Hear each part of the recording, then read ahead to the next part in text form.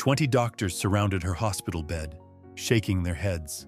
The female cop's life was slipping away, and no one knew why. But then, through the bars of his cell, a prisoner whispered 3 chilling words. What he saw, the doctors had missed, and his discovery changed everything. Stay with me until the end, because this story will leave you stunned. Before we begin, don't forget to like this video, hit subscribe, and comment where you're watching from. Now, let's get into it. Detective Sarah Martinez had always been the strongest person in any room. At 34, she commanded respect on the streets of downtown Phoenix. Her fellow officers looked up to her. Criminals feared her. But none of that mattered now as she lay unconscious in the intensive care unit of Phoenix General Hospital, her body fighting a battle that medical science couldn't identify. The call had come in at 3:47 in the morning. Officer down. Sarah had collapsed during a routine patrol, her partner finding her convulsing on the ground next to their squad car. No gunshot wounds, no signs of trauma, just a healthy police officer suddenly fighting for her life with no explanation.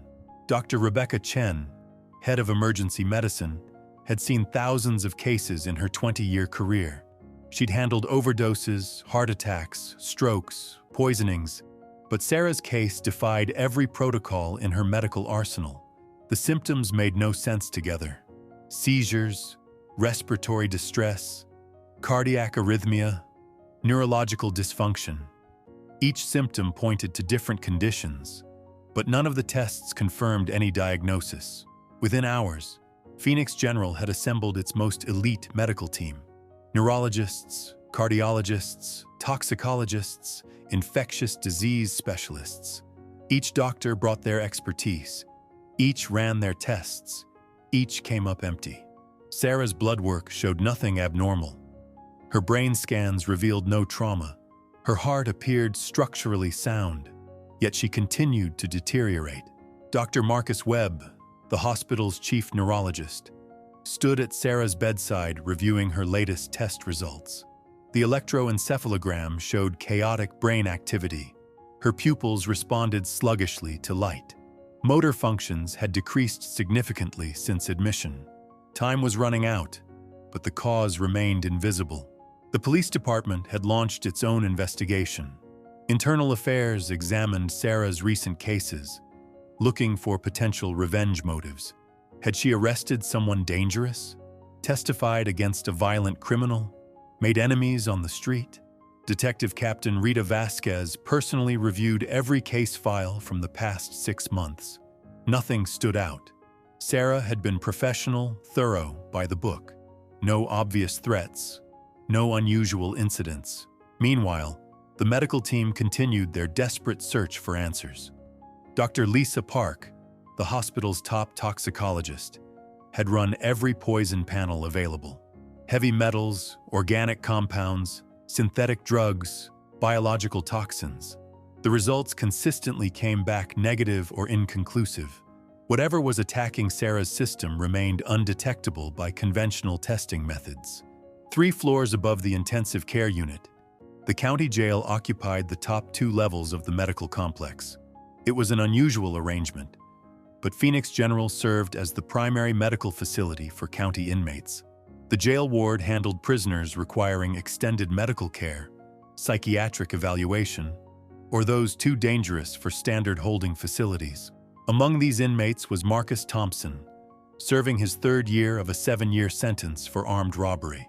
But Marcus wasn't your typical career criminal. Before his arrest, he'd been a paramedic for 12 years. He'd worked emergency rooms, ambulance crews, trauma centers. His medical knowledge was extensive, his diagnostic instincts sharp. Prison hadn't dulled those skills, only redirected them toward helping fellow inmates with medical issues. Marcus had heard whispers about the police officer fighting for her life downstairs. In jail, news traveled fast, especially when it involved law enforcement. Most inmates expressed satisfaction at a cop's suffering. Marcus felt different. His years as a paramedic had trained him to see patients first, badges second. Someone was dying, and that bothered him regardless of their profession. The jail medical ward shared certain facilities with the main hospital. Prisoners requiring specialized care were sometimes transported through hospital corridors under heavy guard. Marcus had developed relationships with several hospital staff members during his medical emergencies and treatments. Nurse Patricia Williams had worked with him during his appendectomy the previous year. She'd been impressed by his medical knowledge and professional demeanor. On Sarah's fourth day in the hospital, Marcus encountered Patricia during his routine medical appointment. She looked exhausted, stressed beyond her usual composure. As a veteran paramedic, Marcus recognized the signs of medical professionals facing an impossible case. "Rough week?" Marcus asked as Patricia checked his blood pressure. She glanced around, ensuring privacy, then nodded. "We have a patient downstairs. Police officer. 20 specialists can't figure out what's wrong with her. She's dying, and we're helpless." Marcus listened carefully as Patricia described the symptoms: seizures, cardiac irregularities, neurological decline, respiratory distress. His paramedic mind began processing the information, searching for patterns the hospital doctors might have missed. "Has anyone considered environmental factors?" Marcus asked. "Something she might have been exposed to during patrol duty?" Patricia shook her head. "They've tested for everything: drugs, poisons, infections, genetic conditions. Nothing matches her presentation." That evening, Marcus lay in his cell thinking about the case.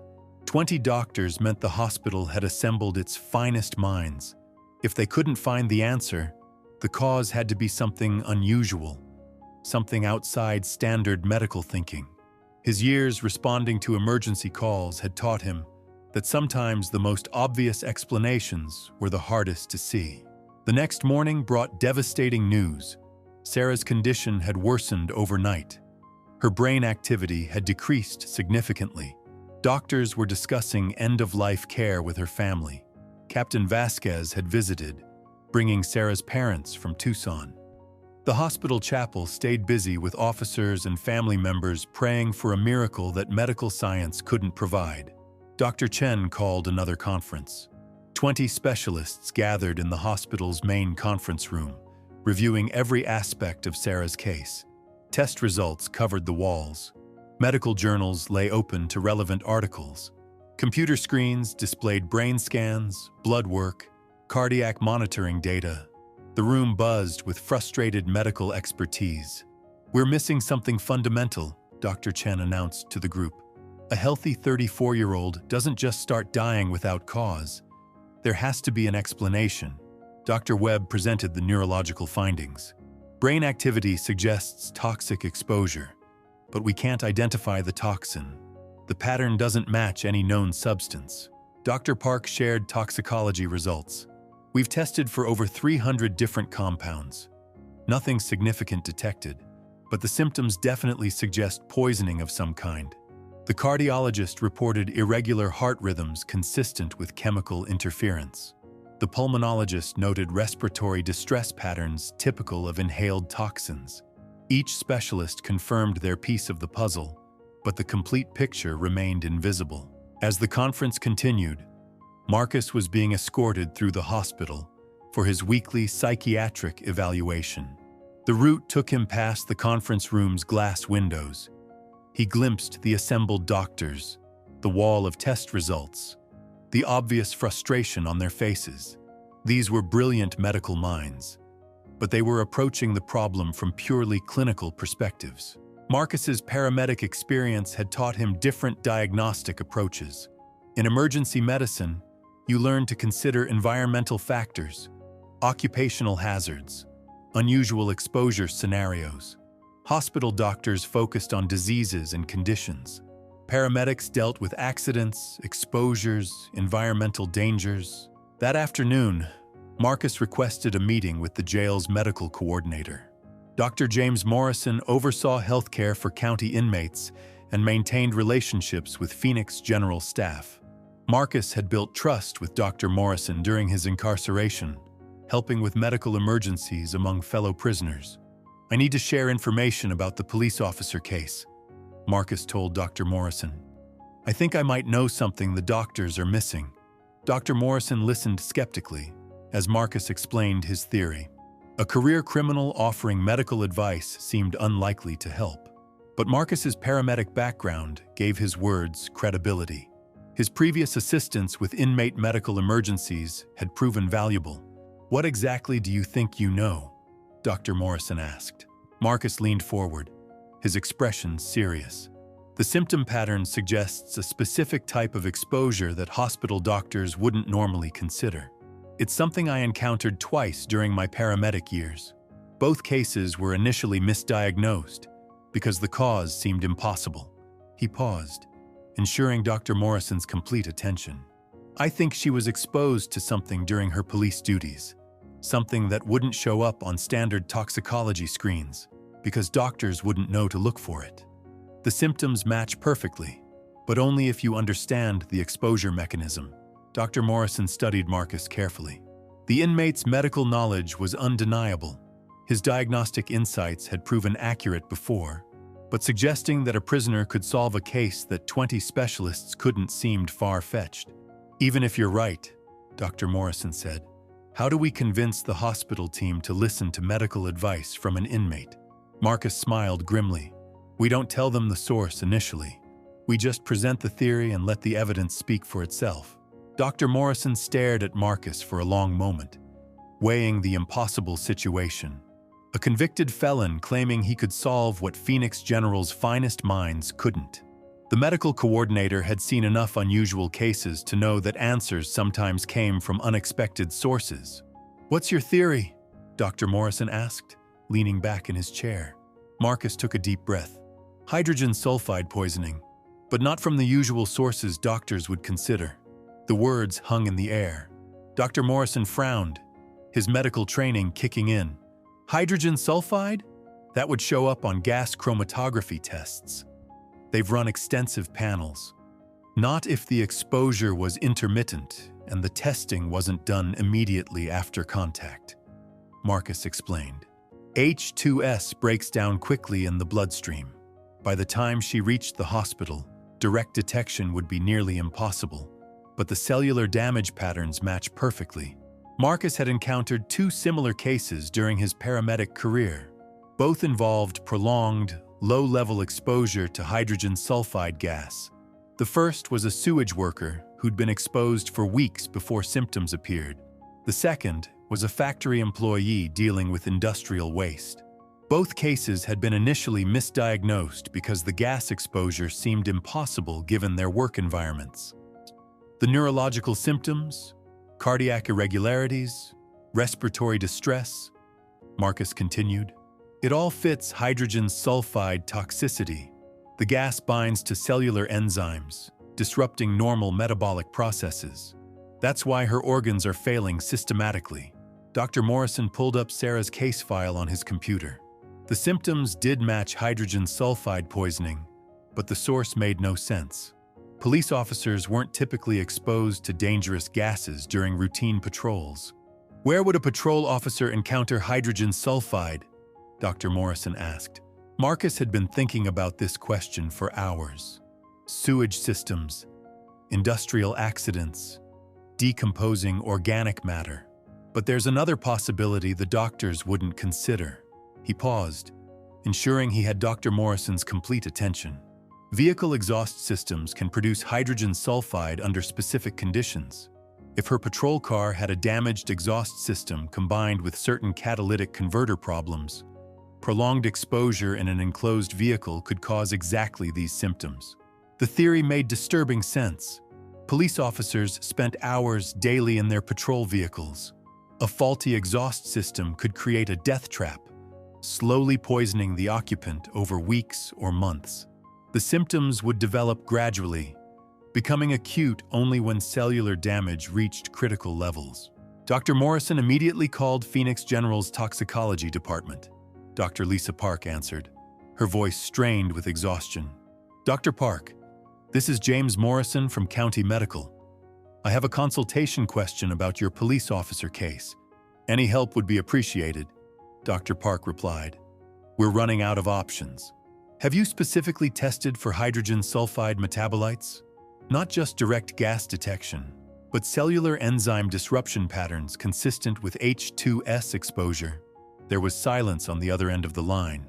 Dr. Park was reviewing her test protocols mentally. "We ran standard gas panels," she finally said, "but hydrogen sulfide breaks down rapidly. We didn't look for metabolic markers specifically." The symptom presentation is classic for H2S poisoning, Dr. Morrison continued. Neurological decline, cardiac arrhythmias, respiratory distress, multi-organ failure. The timeline suggests chronic low-level exposure with acute exacerbation. Dr. Park's interest was clearly piqued. "What exposure source are you suggesting?" "Vehicle exhaust system malfunction. Prolonged exposure in an enclosed patrol car." Within an hour, Phoenix General's toxicology team was running specialized tests for hydrogen sulfide metabolites. They examined cellular enzyme levels, looking for the specific disruption patterns Marcus had described. The results would take several hours, but the medical team finally had a concrete direction to pursue. Meanwhile, Captain Vasquez ordered immediate inspection of Sarah's patrol car. The vehicle sat in the department's maintenance bay, having been towed from the scene of her collapse. Mechanics began examining the exhaust system, while hazardous materials specialists tested for gas residues. The inspection revealed devastating evidence. Sarah's patrol car had a severely damaged exhaust manifold that had been leaking for weeks. The leak was positioned directly beneath the passenger compartment's air intake system. Every time Sarah turned on the vehicle's ventilation, she'd been breathing contaminated air. The catalytic converter showed signs of malfunction, creating conditions that produced higher concentrations of hydrogen sulfide than normal exhaust emissions. The combination of the damaged manifold and faulty converter had turned Sarah's patrol car into a mobile gas chamber. Back at the hospital, Dr. Park called an emergency meeting. The specialized test results confirmed Marcus's theory. Sarah's blood showed elevated levels of sulfhemoglobin and other markers consistent with hydrogen sulfide exposure. Her cellular enzyme patterns matched the disruption caused by prolonged H2S contact. "How did we miss this?" Dr. Webb asked, reviewing the new test results. "Because we were looking for acute poisoning," Dr. Park explained. "This was chronic exposure with acute symptoms. The gas itself was long gone from her system, but the cellular damage was extensive." Dr. Chen felt a mixture of relief and frustration. Relief that they finally had a diagnosis. Frustration that it had taken so long to find. "What's the treatment protocol for chronic hydrogen sulfide poisoning?" The medical team quickly researched treatment options. Hydrogen sulfide poisoning required immediate supportive care and specific antioxidant therapies to counter cellular damage. High-flow oxygen could help displace the gas from hemoglobin. Certain medications could protect against further cellular deterioration, but time was critical. Sarah had been exposed for weeks, possibly months. The cellular damage was extensive. Even with proper treatment, recovery wasn't guaranteed. As the medical team implemented the new treatment protocol, Dr. Morrison faced an ethical dilemma. The breakthrough had come from an inmate's medical knowledge, but revealing this source could compromise the treatment's credibility. Some doctors might dismiss the diagnosis simply because it originated from a convicted criminal. Dr. Morrison decided to present the information as coming from a consulting paramedic with extensive field experience. It wasn't entirely untrue, and it allowed the medical team to focus on treating Sarah rather than questioning the source. The treatment began immediately. High-concentration oxygen therapy to restore normal hemoglobin function. Antioxidant medications to prevent further cellular damage. Supportive care for her neurological, cardiac, and respiratory systems. The medical team worked around the clock, monitoring Sarah's response to the targeted therapy. Within 12 hours, subtle improvements appeared. Sarah's brain activity showed slight increases on electroencephalogram monitoring. Her cardiac rhythms stabilized marginally. Respiratory function improved enough to reduce ventilator support. The changes were small but significant. For the first time in a week, Sarah's condition was moving in the right direction. Captain Vasquez visited that evening. bringing updates on the department's investigation. Every patrol vehicle in the fleet was being inspected for exhaust system problems. The maintenance protocols were being reviewed to prevent similar incidents. Sarah's case had exposed a potentially department-wide safety issue. "Do any word on her prognosis?" Captain Vasquez asked Dr. Chen. "Too early to say definitively," Dr. Chen replied. "The treatment is working, but the cellular damage was extensive. We're cautiously optimistic." 3 floors above, Marcus lay in his cell, knowing he'd potentially saved a life. No one would ever know his role in solving the case. His name wouldn't appear in medical journals or case studies, but somewhere in the hospital below, a police officer was fighting back from the brink of death because a convicted felon had refused to let professional boundaries override human compassion. The irony wasn't lost on Marcus. He'd spent years responding to emergency calls, helping strangers in their worst moments. Now, even from behind bars, he was still finding ways to serve others. Prison had changed his circumstances, but not his fundamental nature. Sarah's recovery would be long and uncertain. Hydrogen sulfide poisoning caused lasting damage that could affect her cognitive function, motor skills, and overall health, but she was alive and improving when 20 doctors had been ready to discuss end-of-life care. The case would eventually be written up in medical journals as an example of diagnostic challenges in toxicology. The importance of considering occupational and environmental exposure sources, the need for specialized testing when standard protocols failed. But the real story, the human story of how an imprisoned paramedic's expertise saved a police officer's life, would remain hidden in the confidential files of a county jail medical coordinator who understood that healing could come from the most unexpected sources. As days passed, Sarah's improvement continued at a painstakingly slow pace. Her neurological responses grew stronger. The cardiac monitoring showed increasingly stable rhythms. Her respiratory system began functioning with less mechanical assistance. The medical team cautiously celebrated each small victory while monitoring for potential setbacks. Dr. Chen documented every detail of Sarah's recovery for future reference. Hydrogen sulfide poisoning cases were rare in hospital settings. Most occurred in industrial accidents with immediate acute symptoms. Sarah's chronic exposure pattern represented something entirely different, a slow, insidious poisoning that mimicked multiple unrelated conditions. The police department's fleet inspection revealed disturbing results. 17 patrol vehicles showed varying degrees of exhaust system problems.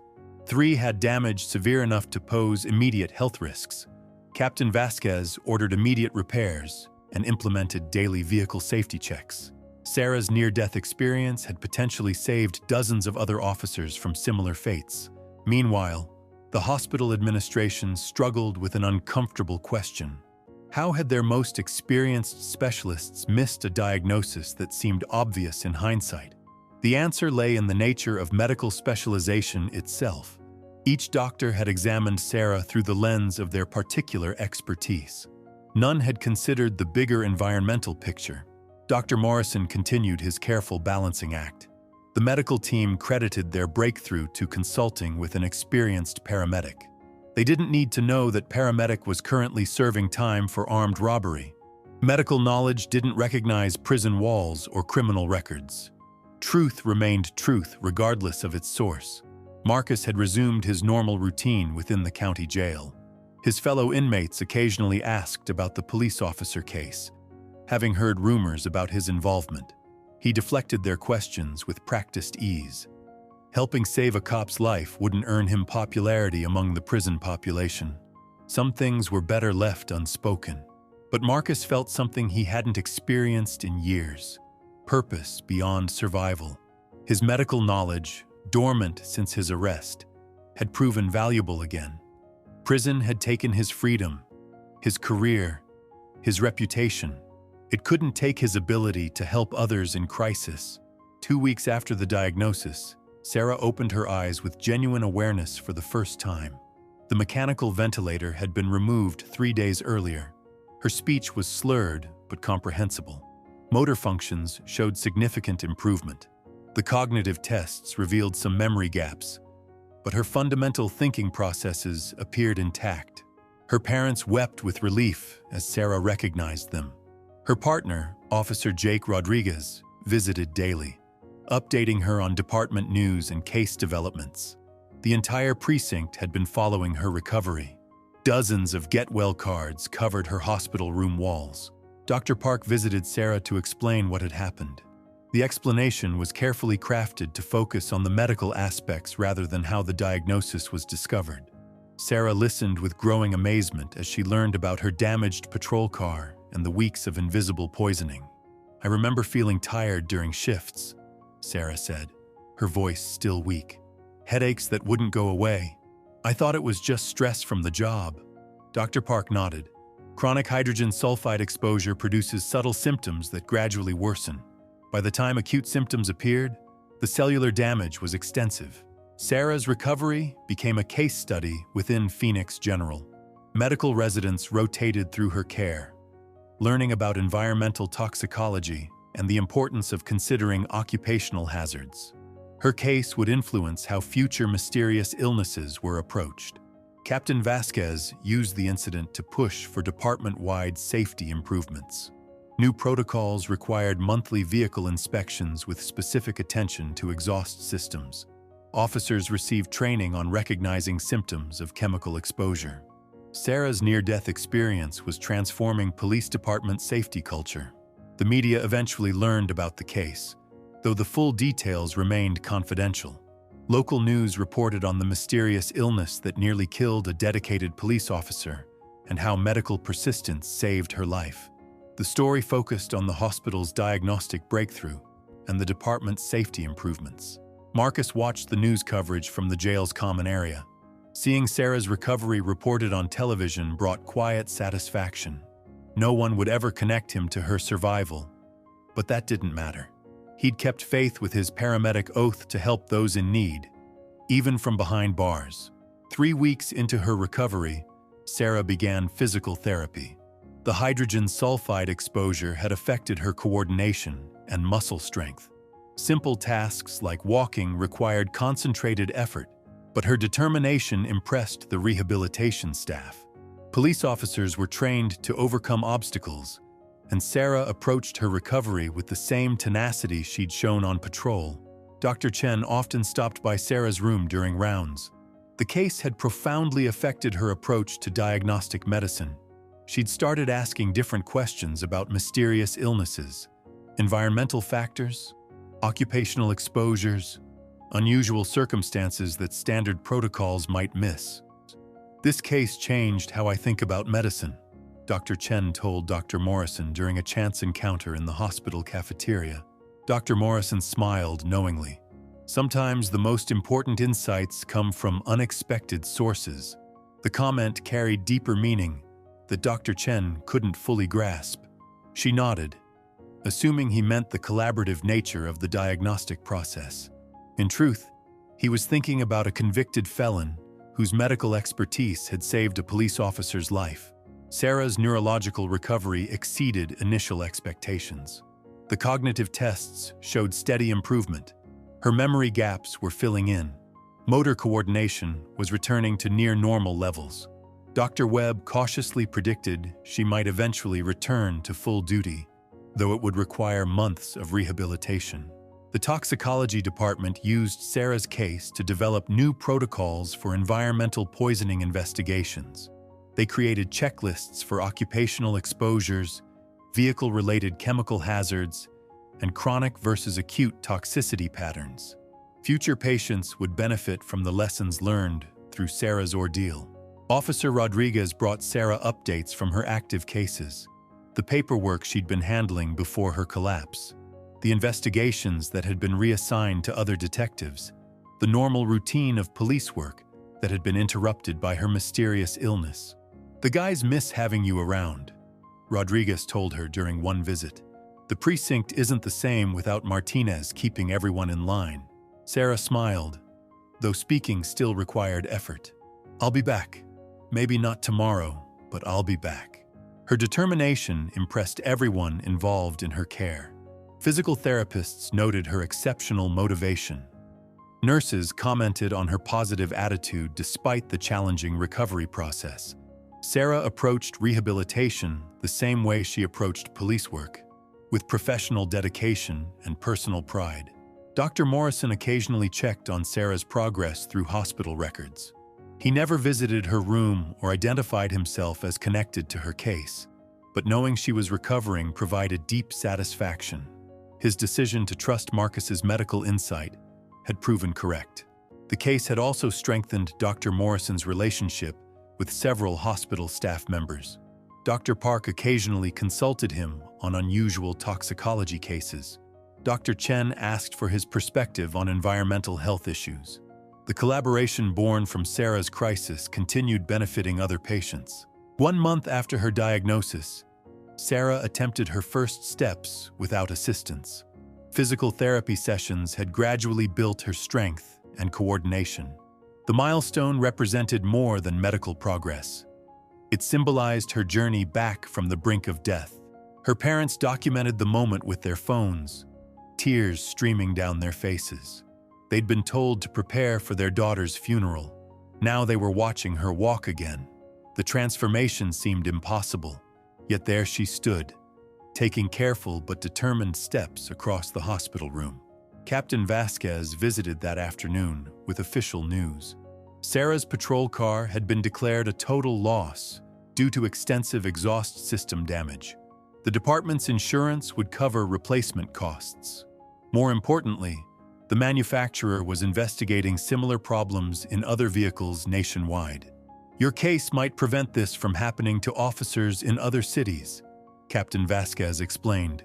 "The manufacturer is issuing safety bulletins and inspection protocols." Sarah nodded, understanding the broader implications. Her suffering had meaning beyond personal recovery. Other law enforcement officers would be protected because of what had happened to her. The medical mystery that had consumed 20 specialists for a week had transformed into a success story of persistence, collaboration, and unexpected insight. But the most remarkable aspect of the case remained hidden in the confidential records of a county jail medical coordinator. 6 weeks after her collapse, Sarah was discharged from Phoenix General Hospital.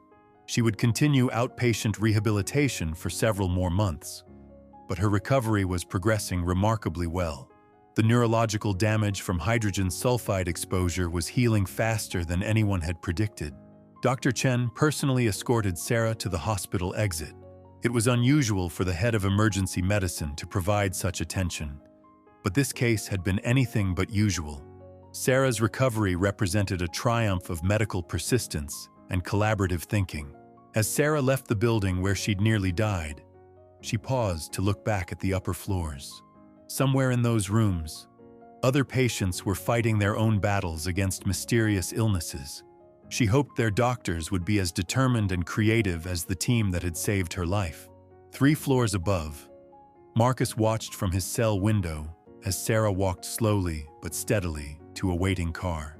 Her recovery was nearly complete. His role in saving her life would remain forever secret, but that didn't diminish the satisfaction he felt. The irony of the situation wasn't lost on either of them. A police officer's life had been saved by someone she would have arrested without hesitation. A convicted criminal had used his medical knowledge to help someone who represented everything he'd once fought against. But in that moment, none of those distinctions mattered. Human compassion had transcended professional boundaries, legal status, and social divisions. Knowledge had served its highest purpose, regardless of where it resided. Sarah's case would be studied in medical schools for years to come. The importance of environmental factors in mysterious illnesses, the value of thinking beyond standard diagnostic protocols, the need for collaboration between different medical specialties and perspectives. Yet the most profound lesson of the case would never appear in any textbook. Sometimes the most valuable insights come from the most unexpected sources. Sometimes wisdom exists in places society has written off. Sometimes the person others overlook holds the key to solving impossible problems. Marcus returned to his daily routine within the county jail, reading medical journals from the library, helping fellow inmates with health problems, serving his sentence while maintaining the skills and compassion that had once defined his career as a paramedic. But now he carried something new, the knowledge that even from behind bars, he could still make a difference in the world. Prison had taken his freedom, but it couldn't take his ability to help others in their darkest moments. Sarah returned to active duty 4 months later. Her recovery was complete enough to handle patrol responsibilities, though she would always carry subtle reminders of her brush with death, slightly slower reflexes, occasional memory lapses during stressful situations, small prices to pay for surviving something that should have killed her. The case had changed everyone it touched. 20 specialists learned to think beyond their individual expertise. A police department implemented safety protocols that protected hundreds of officers. A hospital developed new diagnostic approaches for environmental illnesses. And in a county jail cell, a convicted felon continued reading medical journals, ready to help the next person whose life hung in the balance, ready to prove once again that healing could come from the most unlikely places if people were willing to listen. The story of how Marcus Thompson saved Detective Sarah Martinez would remain hidden in confidential files and whispered conversations, but its impact rippled through Phoenix General Hospital, the police department, and beyond. A reminder that sometimes the most important truths are spoken by those society has taught itself not to hear. Sarah's return to duty marked more than personal triumph. It represented vindication of an unconventional diagnostic process that had challenged medical hierarchy. The case files documenting her recovery would influence training protocols for years, but the most significant changes were happening quietly, behind institutional walls where bureaucracy typically stifled innovation. Dr. Morrison found himself in an unprecedented position. His decision to trust Marcus's insight had proven correct beyond anyone's expectations. Yet explaining this success required careful navigation of professional boundaries.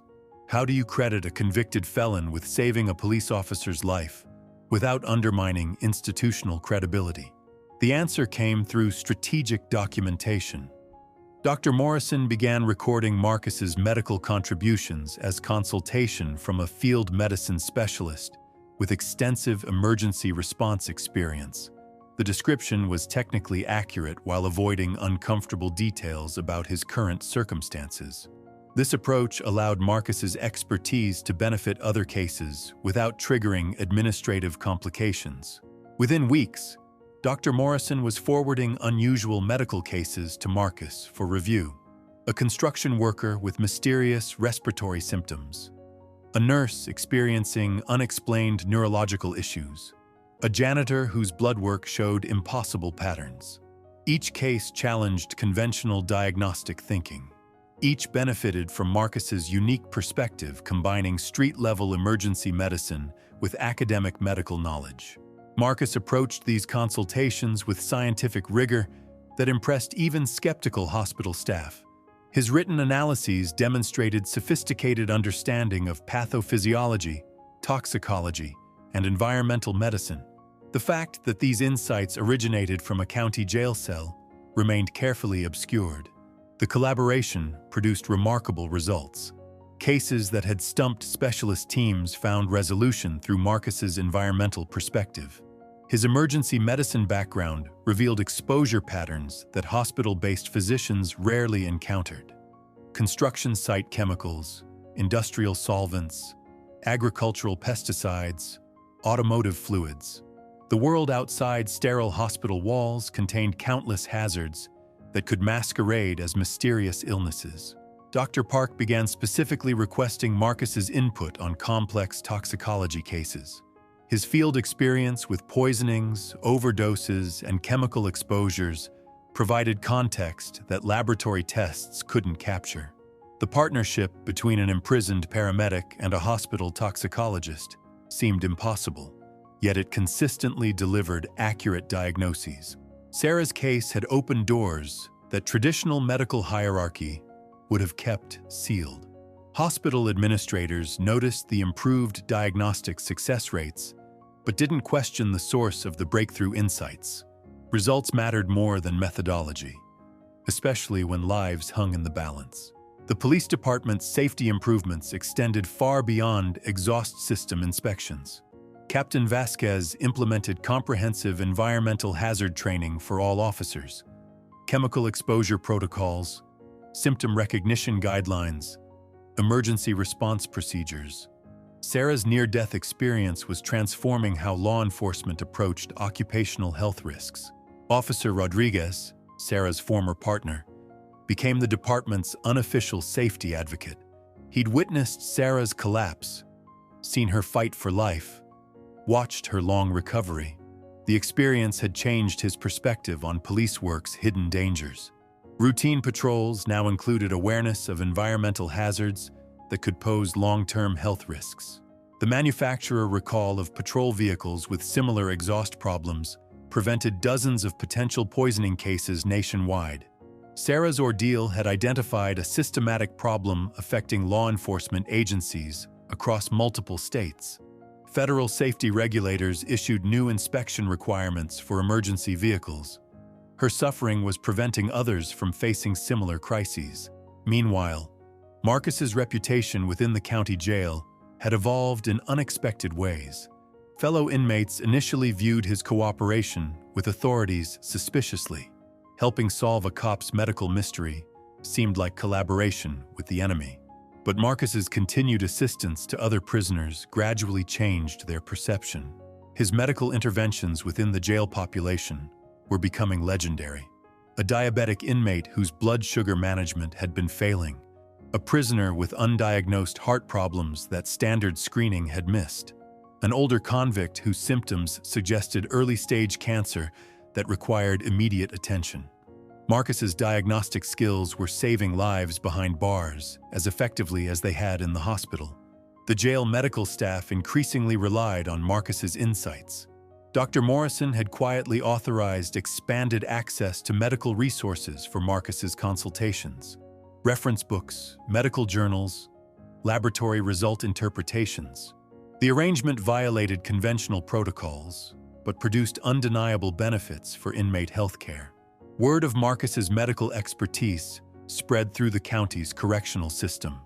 Other facilities began requesting his consultation on difficult cases.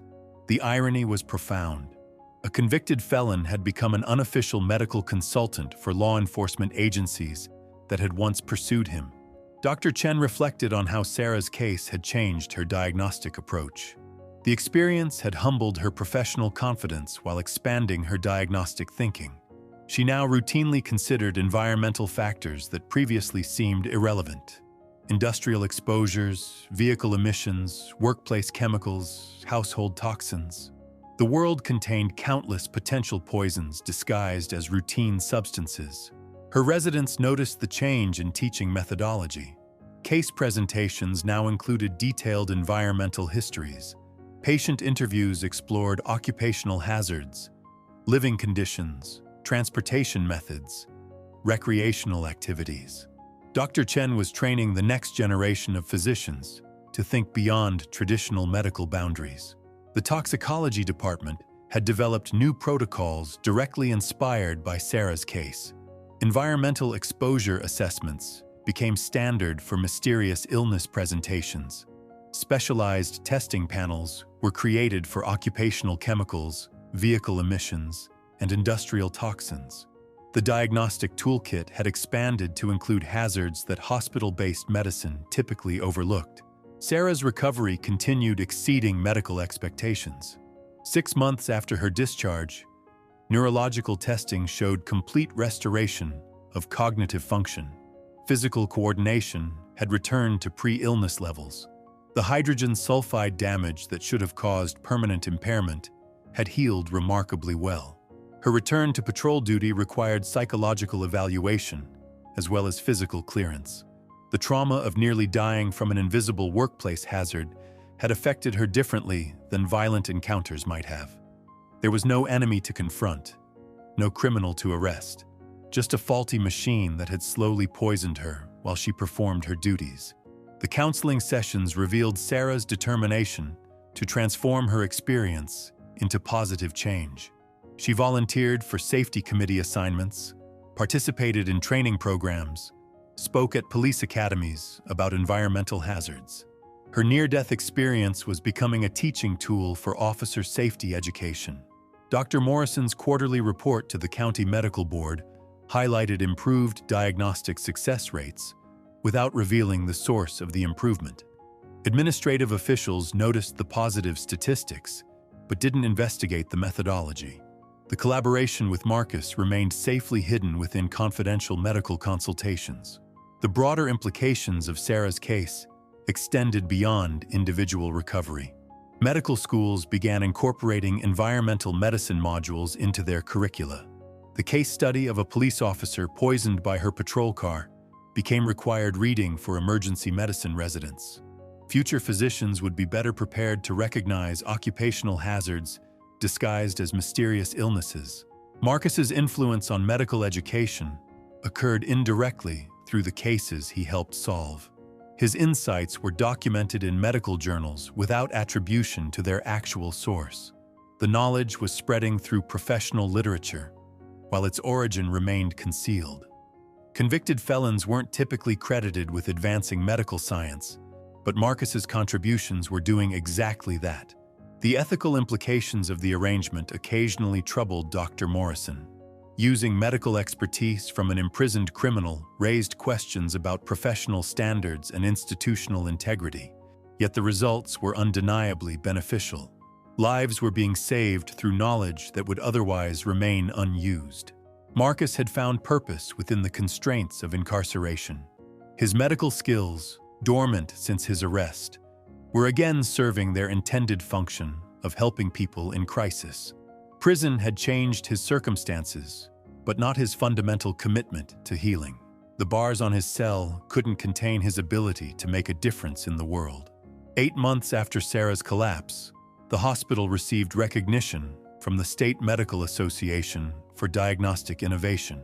The award cited improved environmental toxicology protocols and interdisciplinary collaboration. Dr. Chen accepted the honor on behalf of her team, knowing that the real hero remained anonymous in a county jail cell. The ceremony included presentations on several breakthrough cases that had benefited from the new diagnostic approaches: environmental poisonings, occupational exposures, chemical hazards that masqueraded as mysterious illnesses. Each case represented a life saved through thinking beyond conventional medical boundaries. Sarah attended the ceremony as a special guest. Her recovery story illustrated the importance of persistent medical investigation and creative diagnostic thinking. Standing before the assembled physicians, she represented proof that seemingly impossible cases could have solutions if doctors remained open to unconventional approaches. Her speech to the medical audience emphasized the collaborative nature of her salvation. 20 specialists had worked tirelessly to save her life. Their persistence and willingness to consider alternative diagnoses had made her recovery possible. She couldn't know that the crucial insight had come from a prisoner whose existence she was unaware of. The applause that followed Sarah's presentation recognized more than her recovery. It acknowledged a transformation in medical thinking that her case had inspired. Doctors were approaching mysterious illnesses differently. Environmental factors were receiving serious consideration. Occupational hazards were being included in differential diagnoses. Dr. Park used the platform to announce new research initiatives in environmental toxicology. Funding had been allocated for studies on workplace chemical exposures, vehicle emission hazards, and industrial toxin effects on human health. Sarah's case was generating scientific investigation that would benefit countless future patients. The media coverage of the ceremony focused on medical innovation and collaborative problem-solving. Sarah's story was presented as an example of modern medicine's ability to solve complex diagnostic challenges. The human interest angle emphasized her determination during recovery and return to active duty. But the most compelling aspect of the story remained hidden from public view: the partnership between a convicted criminal and respected medical professionals. the proof that knowledge and compassion could transcend social boundaries, legal status, and institutional barriers.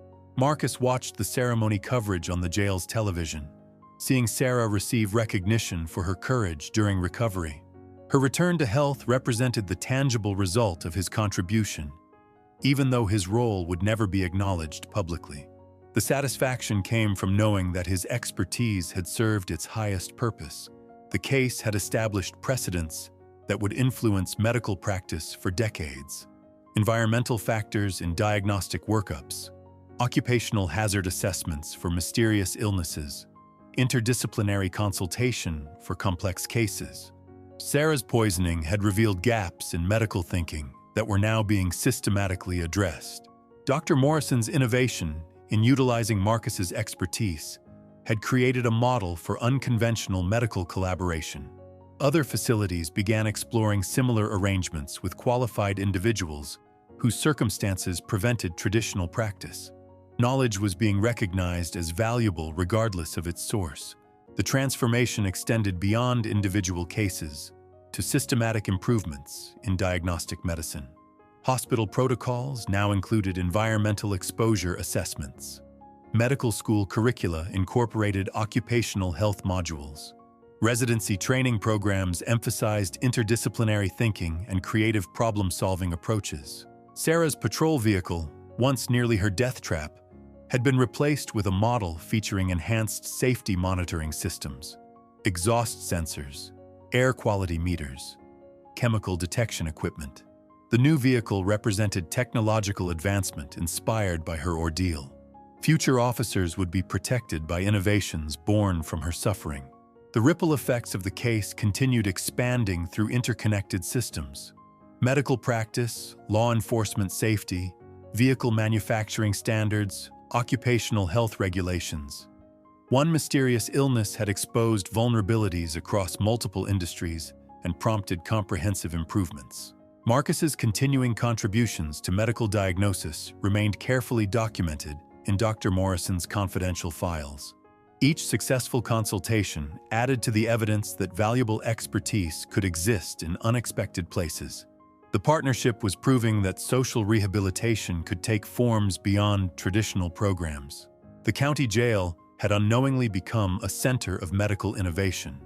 Marcus's cell contained reference materials rivaling those of hospital libraries. His analyses were influencing diagnostic decisions in medical centers across the region. Prison walls couldn't contain the healing power of applied medical knowledge. 1 year after Sarah's collapse, she was promoted to detective sergeant in recognition of her service and recovery. The promotion ceremony included references to her courage during illness and determination during rehabilitation. Her experience had made her a symbol of resilience within the police department. But Sarah remained unaware of the full story behind her salvation. She knew that brilliant medical minds had solved her case through persistent investigation and creative thinking. She couldn't know that the crucial insight had come from someone she might have arrested under different circumstances. The irony of her situation was profound, yet invisible. A police officer whose life was saved by a convicted felon, a representative of law and order rescued by someone who had broken both. The boundaries between hero and criminal had blurred in ways that challenged conventional thinking about justice and redemption. Dr. Morrison's reports to the medical board continued highlighting improved diagnostic outcomes without revealing their true source. The arrangement with Marcus had become an integral part of the county's medical system. Administrators noticed the positive results, but didn't question the methodology. The success had created momentum for expanding unconventional medical collaborations. Other qualified individuals whose circumstances prevented traditional practice were being identified and evaluated. The model pioneered through Marcus's consultation was spreading to other facilities and jurisdictions. Medical literature began featuring case studies that bore Marcus's invisible influence: environmental poisoning diagnoses, occupational exposure identifications, chemical hazard recognitions. His insights were advancing medical knowledge while his identity remained concealed. The papers would be read by thousands of physicians who would never know their true author. The transformation of diagnostic medicine continued accelerating. Sarah's case had opened doors that traditional medical hierarchy would have kept sealed. Knowledge was being recognized as valuable regardless of its source. Healing was occurring through partnerships that defied conventional professional boundaries. As the anniversary of her collapse approached, Sarah reflected on the journey from near death to complete recovery. The experience had changed her perspective on life, work, and the interconnectedness of human experience. She'd been saved by the dedication of medical professionals, whose names she knew and others whose contributions remained hidden. Her story would continue inspiring medical innovation for years to come. The case study of the police officer poisoned by her patrol car would be taught in medical schools, discussed at conferences, analyzed in research papers. Future generations of physicians would learn from her ordeal and be better prepared to help similar patients. But the most profound lesson of her case would remain unwritten in medical textbooks. Sometimes the most valuable insights come from the most unexpected sources. Sometimes wisdom exists in places society has overlooked. Sometimes the person others have dismissed holds the key to solving impossible problems. The collaboration between Marcus and the medical establishment continued quietly, saving lives one consultation at a time. Each successful diagnosis proved that knowledge belonged to humanity, not institutions. Each recovered patient demonstrated that healing could transcend social boundaries and legal constraints. Marcus's medical consultations had evolved into something unprecedented within the correctional system. What began as a desperate attempt to save one police officer's life had transformed into a systematic partnership that challenged everything about how knowledge was valued and utilized. His cell had become an unlikely diagnostic center, equipped with medical references that rivaled university libraries. The success stories accumulated quietly. A corrections officer experiencing unexplained tremors that standard neurological workups couldn't explain. Marcus identified potential exposure to industrial cleaning solvents used throughout the facility. Blood tests confirmed his suspicion. Treatment began immediately. Another life saved through unconventional insight. A visiting attorney collapsed during client meetings, presenting symptoms that emergency room physicians attributed to stress and overwork. But Marcus recognized the pattern from his paramedic days: carbon monoxide poisoning from a faulty parking garage ventilation system. The attorney's regular visits to underground parking areas had been slowly poisoning him for months. Emergency treatment prevented permanent brain damage. Each case reinforced the value of Marcus's unique perspective. His combination of street-level emergency experience and academic medical knowledge provided diagnostic capabilities that traditional hospital settings rarely possessed. He saw patterns in environmental exposures that specialists trained in sterile clinical environments might miss entirely. Dr. Morrison had become an expert at translating Marcus's insights into language that medical professionals would accept. The careful documentation process protected both Marcus's identity and the integrity of the diagnostic recommendations.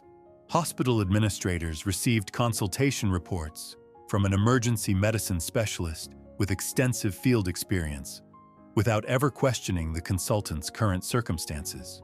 The arrangement had created ripple effects throughout the regional medical community. Mysterious illness protocols now included environmental exposure assessments as standard procedure. Occupational health considerations became integral parts of diagnostic workups. Medical residents rotated through expanded toxicology training that incorporated real-world chemical hazards beyond textbook scenarios. Sarah's case had become the foundation story for these systemic changes.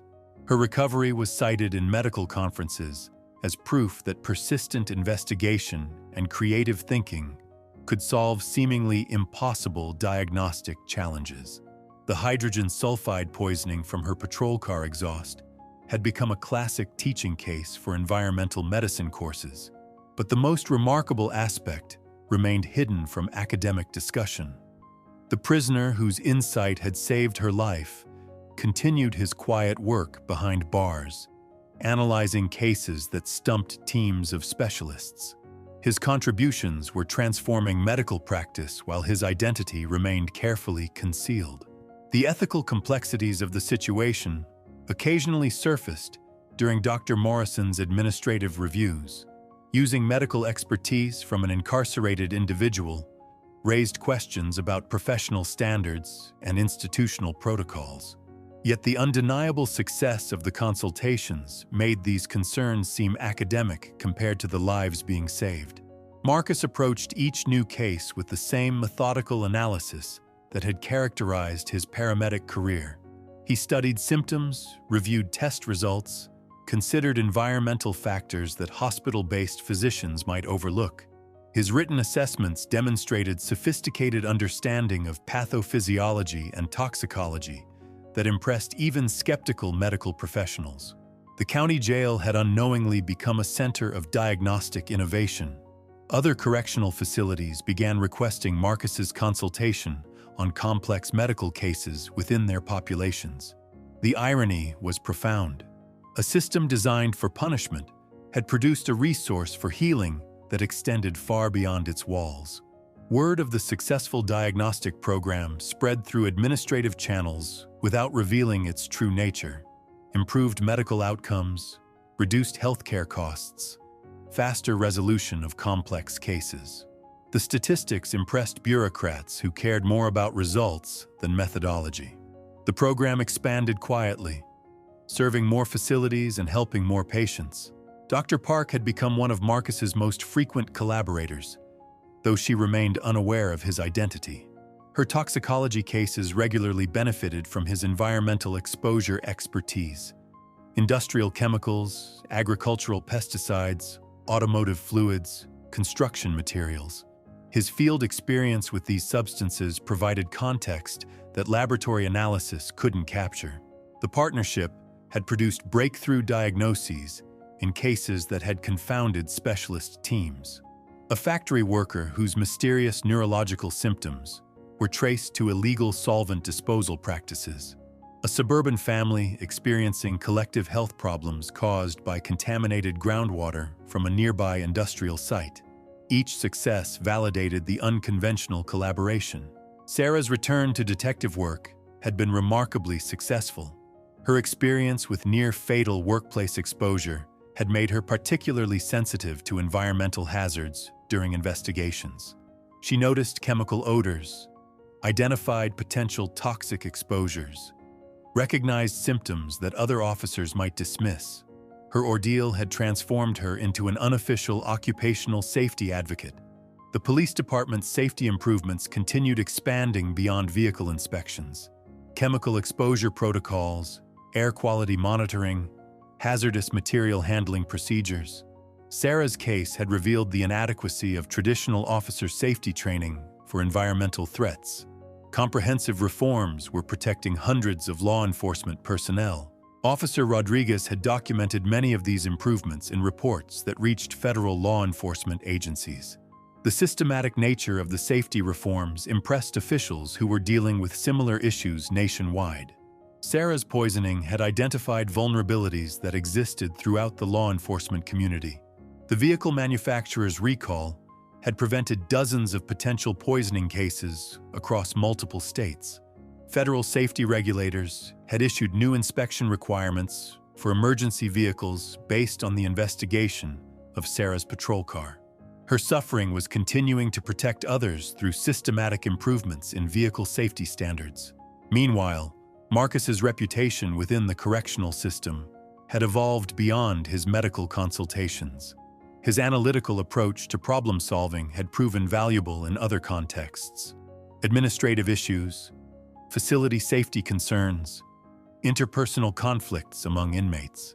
His insights were helping improve conditions throughout the jail system. The transformation extended to his relationships with fellow prisoners. Initial suspicion about his cooperation with authorities had given way to respect for his continued assistance to other inmates. His medical interventions within the jail population had saved lives and improved conditions for dozens of prisoners. A diabetic inmate whose medication regimen had been failing benefited from Marcus's understanding of insulin interactions with other prescription drugs. An older prisoner's complaints about chest pain were taken seriously when Marcus identified potential cardiac symptoms that medical staff had been dismissing. His advocacy for proper medical care was protecting vulnerable inmates. The jail medical staff increasingly relied on Marcus's assessments for complex cases. His diagnostic accuracy had earned trust that transcended traditional boundaries between medical professionals and inmates. The arrangement violated conventional protocols, but produced undeniable benefits for healthcare quality within the facility. Dr. Morrison's quarterly reports continued highlighting improved medical outcomes without revealing their source. County administrators noticed the positive statistics and approved expanded medical resources for the jail system. The success had created momentum for additional healthcare improvements that benefited the entire inmate population. The broader implications of Sarah's case continued influencing medical education and practice. Case studies based on her experience appeared in textbooks and journals. Medical schools incorporated environmental toxicology modules into their curricula. Residency programs emphasized interdisciplinary thinking and creative diagnostic approaches. The ripple effects extended to occupational health regulations and industrial safety standards. Sarah's poisoning had exposed systematic problems with vehicle exhaust systems that prompted comprehensive reforms. Her ordeal was preventing similar incidents through improved manufacturing standards and inspection protocols. Marcus's influence on these developments remained invisible, but profound. His diagnostic insight had initiated a chain of improvements that protected thousands of people from environmental hazards. The knowledge he'd gained through years of emergency medicine was serving its highest purpose despite his incarceration. The collaboration between Marcus and the medical establishment had created a new model for utilizing expertise that existed outside traditional professional channels. Other facilities began exploring similar partnerships with qualified individuals whose circumstances prevented conventional practice. Knowledge was being recognized as valuable regardless of its source. The ethical implications of these arrangements continued generating discussion within medical administration circles. Professional standards, institutional integrity, liability concerns. Yet the consistent success of the consultations made abstract ethical debates seem less important than tangible benefits to patient care. Sarah's story had become a symbol of medical innovation and diagnostic persistence. Her recovery demonstrated that seemingly impossible cases could have solutions if physicians remained open to unconventional approaches. The case inspired continued research into environmental medicine and occupational health hazards. But the most compelling aspect of her story remained hidden from public view: the partnership between a convicted criminal and respected medical professionals. The proof that healing could occur through collaboration that transcended social boundaries and legal constraints. Marcus watched news coverage of medical conferences where his anonymous contributions were being discussed, environmental toxicology presentations, occupational health seminars, diagnostic innovation workshops. His insights were advancing medical knowledge while his identity remained concealed. The papers would influence thousands of physicians who would never know their true source. The transformation of diagnostic medicine continued accelerating through systematic changes inspired by Sarah's case. Hospital protocols, medical school curricula, residency training programs. The mysterious illness that had nearly killed one police officer was improving healthcare for countless future patients. 2 years after Sarah's collapse, the county medical system had achieved recognition for innovative diagnostic practices and improved patient outcomes. Awards, commendations, research funding opportunities. The success had created a reputation for medical excellence that attracted top talent and resources. Dr. Chen reflected on how profoundly the experience had changed her approach to medicine. The humility of missing an environmental diagnosis had expanded her diagnostic thinking permanently. She now routinely considered factors that traditional medical training had taught her to overlook: industrial exposures, vehicle emissions, workplace chemicals, household toxins. Her residents noticed the difference in teaching methodology. Case presentations included detailed environmental histories. Patient interviews explored occupational hazards and living conditions. Dr. Chen was training future physicians to think beyond conventional medical boundaries from the beginning of their careers. The toxicology department had developed comprehensive protocols for environmental exposure assessment, specialized testing panels, occupational history questionnaires, chemical hazard databases. The diagnostic toolkit had expanded to include threats that hospital-based medicine had historically ignored. Sarah's complete recovery had exceeded all medical predictions. Neurological function had returned to normal. Physical capabilities were fully restored. The hydrogen sulfide damage that should have caused permanent impairment had healed remarkably well. Her case challenged conventional understanding of toxic exposure recovery. Her continued success in detective work had earned recognition throughout the police department. The promotion to sergeant had been followed by assignment to the Environmental Crimes Unit, where her personal experience with chemical exposure provided unique qualifications for investigating illegal dumping, industrial violations, and workplace safety crimes. The irony of her career trajectory wasn't lost on those who knew the full story. A police officer nearly killed by environmental poisoning had become a specialist in environmental crime investigation. Her ordeal had prepared her for work that served both justice and public health protection.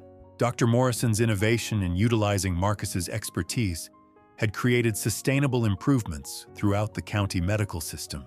The model was being studied by administrators in other jurisdictions who were interested in unconventional approaches to diagnostic challenges. The success had generated interest in similar programs elsewhere. The documentation process had become sophisticated enough to protect both Marcus's identity and the credibility of his contributions. Medical consultation reports were indistinguishable from those produced by conventional specialists. The quality of analysis consistently impressed physicians who had no reason to question the consultant's circumstances. Marcus's continuing education through medical literature kept his knowledge current with advancing diagnostic techniques and treatment protocols. His cell contained reference materials that many practicing physicians would envy. The county had unknowingly created conditions for ongoing medical education that served patients throughout the region. The partnership had evolved beyond individual case consultations to systematic improvements in diagnostic protocols. Marcus's environmental perspective was being incorporated into standard medical procedures. His insights were influencing how physicians approached mysterious illness presentations throughout the healthcare system. The success had created opportunities for expanding similar programs to other correctional facilities. Qualified individuals whose circumstances prevented traditional practice were being identified and evaluated for medical consultation roles. The model pioneered through Marcus's work was spreading to serve broader populations. 3 years after Sarah's near-death experience, the case continued generating positive changes throughout interconnected systems. Medical practice, law enforcement safety, vehicle manufacturing standards, occupational health regulations. One mysterious illness had exposed vulnerabilities across multiple industries and prompted comprehensive improvements. The story of how a convicted felon's medical expertise had saved a police officer's life remained hidden in confidential files, but its impact rippled through every system it had touched. Improved diagnostic protocols were saving lives. Enhanced safety standards were protecting workers. Advanced training programs were preparing better physicians. Marcus's legacy extended far beyond the single case that had initiated the collaboration. His ongoing contributions to medical diagnosis were influencing healthcare delivery throughout the region. Knowledge that might have been wasted in isolation was serving its intended purpose of healing and protection. The transformation had created momentum that continued generating improvements years after the initial crisis. Sarah's poisoning had revealed systematic problems that required systematic solutions. The response had produced changes that would protect countless individuals from similar hazards. The ethical questions raised by the collaboration remained unresolved but seemed less important than the tangible benefits to patient care. Lives were being saved through knowledge that would otherwise remain unused. Healing was occurring through partnerships that challenged conventional professional boundaries. As the anniversary of her collapse approached each year, Sarah reflected on the journey from near death to complete recovery and career advancement. The experience had changed her understanding of vulnerability, resilience, and the interconnectedness of human experience. She'd been saved by dedication from people she knew and others whose contributions remained invisible. Her story continued inspiring medical innovation and safety improvements throughout multiple industries. The case study would be taught to future generations of physicians, safety officers, and public health professionals. But the most profound lesson would remain unwritten in official accounts. Sometimes the most valuable insights come from the most unexpected sources. Sometimes wisdom exists in places society has overlooked. Sometimes the person others have dismissed holds the key to solving impossible problems. These truths had been proven through the unlikely partnership that saved Sarah's life and continued improving healthcare for countless others. The collaboration between Marcus and the medical establishment represented more than successful problem-solving. It demonstrated that knowledge belonged to humanity rather than institutions. It proved that healing could transcend social boundaries and legal constraints. It showed that expertise could serve its highest purpose regardless of circumstances. The county jail had become an unexpected center of medical innovation, though few people understood the true nature of its contribution. Marcus's cell contained the wisdom that was saving lives throughout the region. His insights were advancing medical knowledge while his identity remained carefully protected. The story of Detective Sarah Martinez and the prisoner who saved her life would continue generating positive changes for years to come. Their paths had crossed in the most unlikely circumstances, creating a partnership that challenged assumptions about knowledge, redemption, and the true meaning of service to others. The success had created ripples that extended far beyond Phoenix General Hospital.